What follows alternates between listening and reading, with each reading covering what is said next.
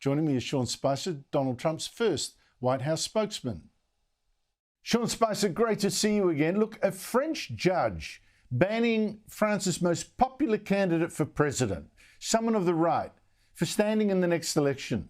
This is exactly the attack on freedom and democracy that J.D. Vance has been attacking Europe over. Where's this going to go? Well, not only that, but when Vice President Vance went and made those comments, he was mocked for kind of going that far, if you will, also sort of talking down to the folks in Europe. And that was specifically a speech conversation at the time. And now look at what's happening. Banning candidates from being on the ballot. There's nothing more undemocratic than that, allowing people to not have a choice who to have represent them. But this, you know, it's funny. It's just amazing how many times in the past, the U.S. was just allowing stuff like this to go unchecked, unnoticed. And as much as sometimes people may not be used to the rhetoric that President Trump and Vice President Vance are using, it really is warranted. When you scratch beneath the surface, you realize that they're speaking a real solid truth to these issues that just more than anything, people have been afraid to say.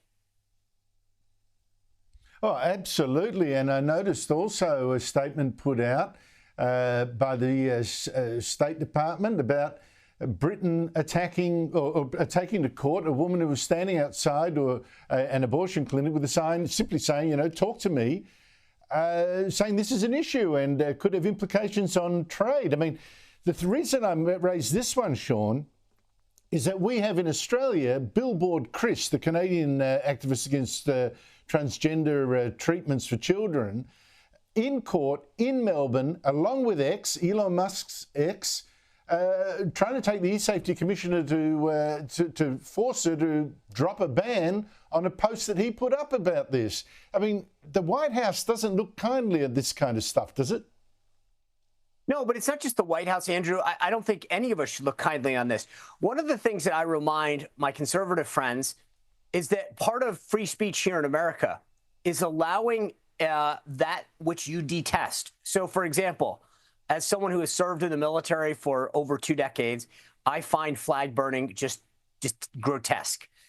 But I also believe that the amendment, our First Amendment, gives people the right to say the most heinous and despicable things. And that we, if we truly believe in freedom here in America, have to defend that which we detest. The idea that you're shutting down the speech in the UK and throughout Europe just shows that despite the ability to want to protest J.D. Vance's comments a couple months ago, the reality is very starkly different. They do stifle free speech, free thought.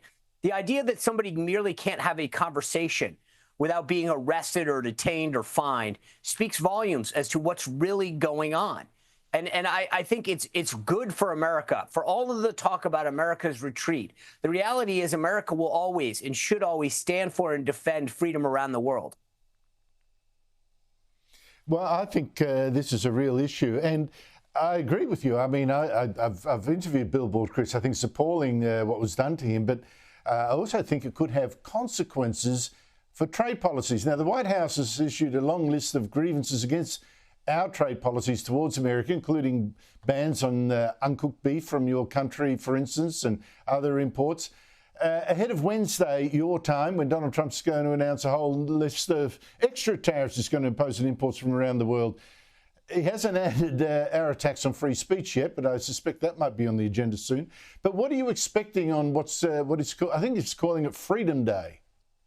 Liberation Day. But there's I talked to some folks over the last 72 hours, and one of the best quotes that I got from somebody was, it's clearly unclear. What we do know is that Donald Trump has been talking about the use of tariffs for a long, long time, going back into the 1980s in Japan and how it treated the United States. The bottom line is this. I will expect a list of countries, major trading partners, where we have a trade tariff imbalance, meaning if you charge us 10% for our cars to go into your country, we're going to charge you 10 to come into ours. The funny thing about this, Andrew, is for everyone who gets I'll just be kind and say all upset and in a tither about this. The reality is I don't understand how you can talk about fairness when one country charges X and prohibits the other country from getting into its market and expects unfettered access into the United States. To me, that is inherently unfair trade. What Donald Trump is asking for is simply, if your tariff is 10 on X product or industry, whether it's agriculture, services, manufacturing, then we're going to charge you 10.